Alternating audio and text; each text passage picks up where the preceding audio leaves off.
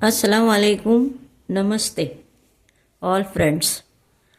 आज ये मेरा पहला वीडियो है जिसमें मैं आपको सिलाई सिखाने वाली हूँ। मेरे अकाउंट में और बहुत सारी वीडियोस हैं, पर वो मेरे बनाए हुए पैटर्न हैं। सिलाई सिखाने के लिए ये मेरा पहला वीडियो और चैप्टर के साथ, पहले चैप्टर के साथ है। ये देखिए, बुक में बिल्कुल ऐसे ही मेजरमेंट लिखते हैं। ये लेंथ है, ये कमर का नाप है। कमर के लिए के डैश और सी डालकर कमर का नाप लिखेंगे, इसका मतलब है कमर चौड़ाई। और हिप डैश डालकर सी लिखेंगे, इसका मतलब है हिप चौड़ाई। और ए डालकर डैश डाल के एल डालेंगे, मतलब आसन लेंथ। और एम डालकर डैश डाल के सी डालेंगे, मतलब है मोरी की चौड़ाई। फुल लेंथ, कमर चौड़ाई, हिप चौड़ाई, आसन लेंथ और मोरी की चौड़ाई। ये सिंपल पैजामा है।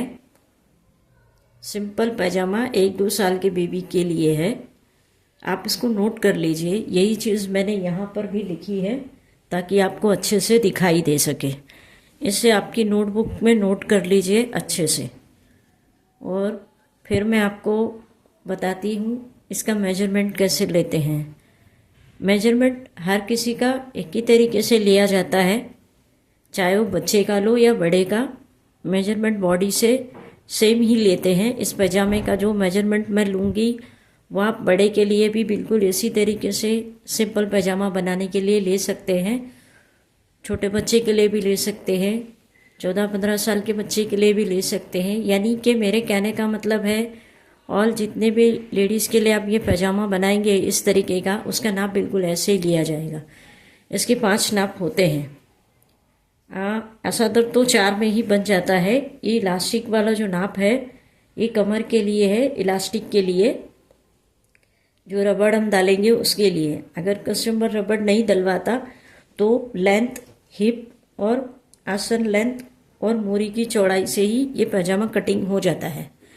लेकिन अगर इलास्टिक ऐड होता है तो 5 नाप होते हैं। वो तो हम कस्टमर से पूछ के उसका नाप लेंगे। तो ये बच्चे का है, इसमें मुझे इलास्टिक ऐड करनी है, इसलिए मैंने कमर का भी नाप लिया है। ये सारे नाप फिक्स में है। इसमें मार्जिन कैसे ऐड करेंगे वो मैं आपको कटिंग में बताऊंगी। अभी फ़िलहाल इसका हम मेजर कैसे करते हैं वो मैं आपको मेरे डमी में, यानी कि मेरे मैनीक्विन में बताऊंगी कि मेजरमेंट कैसे लेते हैं। इस तरीके के मेजरमेंट में आप 3 पैजामे बना सकते हैं। एक ऐसा सिंपल पैजामा, दूसरा बेल्ट वाली शलवार, और तीसरा जो धोती शलवार होती है वो भी इसी तरीके के नाप से बनती है। बस कटिंग में डिफरेंट होता है, कटिंग में फ़र्क होता है। चलिए हम डमी की तरफ चलते हैं और आपको मेजरमेंट लेने का तरीका बताते हैं।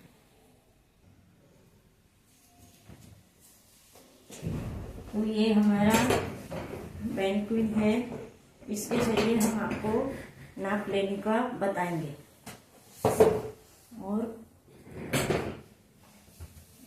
इससे नाप लेने का हम आपको तरीका बताएंगे। बॉडी से भी मेजरमेंट ऐसे ही लिया जाता है।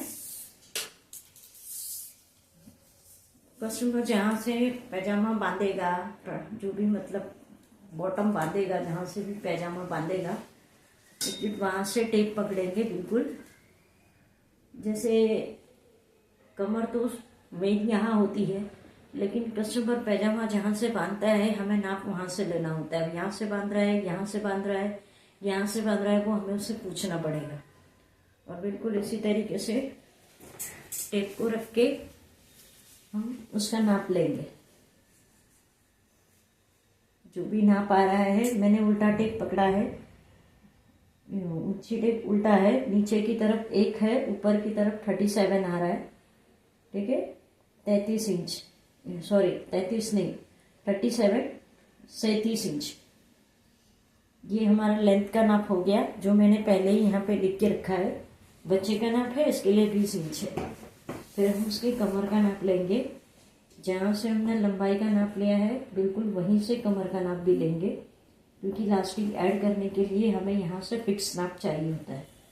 तो जो भी नाप है ऐसे ले लेंगे। कमर का नाप भी मैंने यहाँ लिखा हुआ है बच्चे के लिए 18 इंच का। फिर आएंगे हम हिप के नाप की तरफ। जो ये मैंने लाइन खींची हुई है, इसे ध्यान से देखिए। ये लाइन मैंने हिप राउंड पर खींची है ताकि आपको बता सकूं हिप पूरा नीचे भी नहीं होता, पूरा ऊपर भी नहीं होता। उसका एक सेंटर होता है हमारे बॉडी में, बिल्कुल उसी हिसाब से नाप लेना होता है।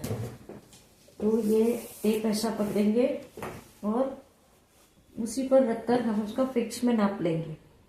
जो नाप आएगा वो यहाँ नोट करेंगे। तो मैंने पहले से नोट किया हुआ है, 25 इंच लिखा है, 25।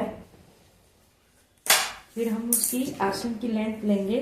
तो आसन की लेंथ हम यहाँ से नहीं ले सकते, कस्टमर को भी बुरा लगेगा, ऑड लगेगा और हमें भी अच्छा नहीं लगेगा। तो हम आसन लेंथ के लिए ये आर्म होल से यहाँ तक नापेंगे। ये नाप सभी का आसन लेंथ के लिए एकदम परफेक्ट होता है, क्योंकि यही नाप हमारा यहाँ से नीचे तक का होता है। इसमें 1 इंच हम कम रख सकते हैं, ज़्यादा नहीं रखना है।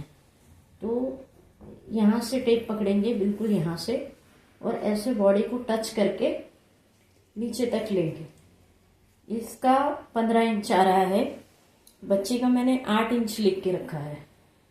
ठीक है, तो ये हर किसी के लिए काम करता है, चाहे बच्चे के लिए बनाओ, बड़े के लिए बनाओ, किसी के लिए भी बनाओ। आसन लेंथ हम यहाँ से डिसाइड कर सकते हैं। कहने का ये मतलब है कि 2 जगह होती है, एक ही शोल्डर के पास में भी होती है।